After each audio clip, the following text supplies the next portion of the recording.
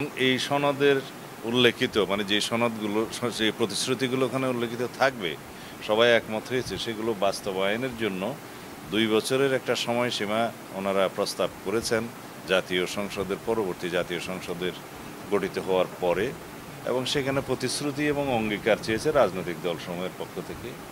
আমরা সেই অঙ্গীকার এবং প্রতিশ্রুতি আমরা প্রদান করেছি। আমরা সেই ড্রাফটের খসড়াটায় 2-1টি শব্দগত বাক্যগত অসামঞ্জস্য ছিল সেগুলো সংশোধন করে জমা দিয়েছি এবং সেটা বাস্তবায়নের পথে যে সমস্ত সাংবিধানিক সংশোধনী অন্যান্য আইনের সংশোধনী বিভিন্ন বিধি বিধান রুলস এবং নিয়ম কানুনের সংশোধনের প্রয়োজন হবে সেগুলো করার জন্য আমরা প্রতিশ্রুতি দিয়েছি যেটা তারা চেয়েছেন।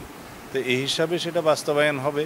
আমরা আশা করি এই জুলাই জাতীয় সনদ এখনও স্বাক্ষরিত হয় নাই, বাট গতকালকে পর্যন্ত সবার ঐকমতের ভিত্তিতে সমস্ত মৌলিক বিষয়গুলো একত্রিত করে সনদ হয়েছে। আমরা 826টি মোট প্রস্তাবের মধ্যে 51টি বাদে 51 বাদে বাকি সবগুলোতে একমত হয়েছি। 115টি প্রস্তাব আছে সেখানে আমরা বিভিন্ন মতামত এবং আমাদের ভিন্ন মত সহ ওখানে একমত হয়েছি। তো সুতরাং আশা করি সবাই ঐক্যমতের ভিত্তিতে এই রাষ্ট্র গঠন প্রক্রিয়ায় একমত থাকবে। ফ্যাসিবাদ বিরোধী জাতীয় ঐক্য আমাদের শক্তি হবে।